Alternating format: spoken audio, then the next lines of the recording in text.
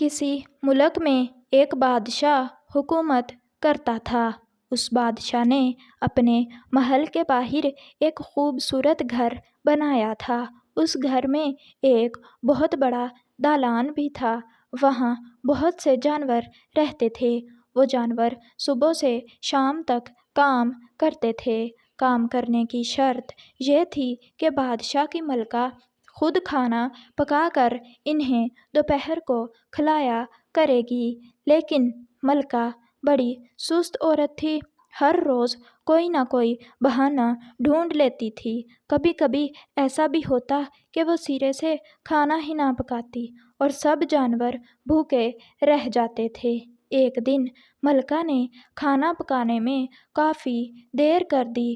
جانور بیچارے کام کرتے کرتے تھک گئے تھے۔ آخر کار انہوں نے بادشاہ سے شکایت کی۔ بادشاہ نے ملکہ کو بلا کر ڈانٹا اور کہا، یہ جانور بیچارے دن بھر کام کرتے کرتے تھک جاتے ہیں اور تم ذرا بھی ان کا خیال نہیں کرتی، بہت بری بات ہے۔ ملکہ اس بات پر ناراض ہو گئی اور محل چھوڑ کر چلی گئی اور شہر سے دور ایک گھر میں روٹھ کر رہنے لگی۔ ادھر بادشاہ اور جانوروں کو ملکہ کے روٹھ کر چلے جانے کا بڑا افسوس ہوا۔ وہ ملکہ کے بغیر اداس تھے، کام میں ان کا جی نہیں لگتا تھا۔ آخر وہ سب مل کر بیٹھے اور مشورہ کرنے لگے کہ کسی نہ کسی طرح ملکہ کو واپس لانا چاہیے۔ صلاح ٹھہری کہ پہلے چڑیا کو بھیجا جائے۔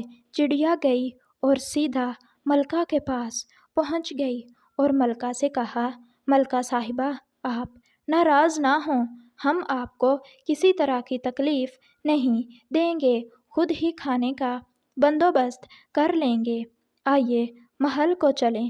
ملکہ نے کہا، چڑیا بھاگ جاؤ، میں نہیں آؤں گی، اور چڑیا بیچاری غم کی ماری واپس لوٹ گئی۔ جانوروں نے جب یہ سنا کہ چڑیا ناکام لوٹ آئی ہے تو انہوں نے اپنے فیصلے کے مطابق بلی کو بھیجا۔ بلی روانہ ہو گئی، چلتی گئی یہاں تک کہ ملکہ کے پاس پہنچ گئی۔ سلام کیا اور کہا، پیاری ملکہ، ہم نے اپنی من موہنی چڑیا کو بھیجا، اس نے بڑی چیں چیں کی، آپ نہیں مانی، آئیے گھر کو چلیں، میں وعدہ کرتی ہوں کہ آپ سے کھانا نہیں مانگیں گے، اپنے کھانے کا خود ہی انتظام کر لیں گے۔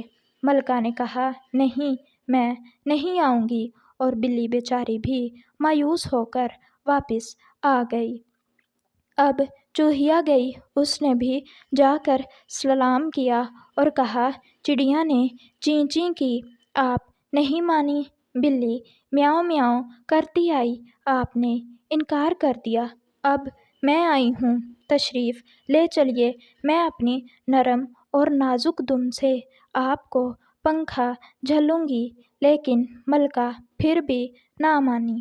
آخر اب کوے کی باری آئی، وہ تیزی سے اڑا اور کائیں کائیں کرتا ملکہ کے پاس پہنچا اور کہا، ملکہ، چڑیا نے چیں چیں کی، بلی نے میاؤں میاؤں کی، چوہیا نے دم ہلائی، آپ پھر بھی نہیں مانی، آئیے میرے ساتھ آئیے۔ ملکہ نے پھر انکار کر دیا۔ اب گدھے کی باری آئی اور گدھا ڈھینچوں ڈھینچوں کرتا ملکہ کے پاس جا پہنچا اور ملکہ کو پہلے سلام کیا، پھر کہا، چڑیا نے چیں چیں کی، آپ نہیں مانی، بلی نے میاؤں میاؤں کی، آپ نہیں آئیں، چوہیا نے دم ہلائی، آپ نہیں آئیں، کوے نے کائیں کائیں کی، آپ نہیں آئیں، اب میں حاضر ہوا ہوں، آئیے گھر تشریف لے چلیے۔ لیکن ملکہ نے اس کے ساتھ بھی جانے سے انکار کر دیا۔ اب تو سب جانور ہی پریشان ہوئے۔ ایک بار پھر سب مل کر بیٹھے اور سوچنے لگے کہ کیا کیا جائے۔ ان میں ایک اونٹ بھی موجود تھا۔ اس نے کہا، میں چلتا ہوں، دیکھیے ملکہ گھر کیسے نہیں آتی۔ وہ سیدھا ملکہ کے پاس پہنچا اور بولا، ملکہ صاحبہ، چڑیا نے چین چین کی، بلی نے میاؤں میاؤں کی، چوہیا نے دم ہلائی، کوے نے کائیں کائیں کی، گدھا بھی آیا مگر آپ نہیں مانی۔ اب میں حاضر ہوا ہوں، میں آپ سے کھانا نہیں مانگتا، میں آپ کی ویسے ہی خدمت کرنے والا ہوں، آئیے گھر چلیں۔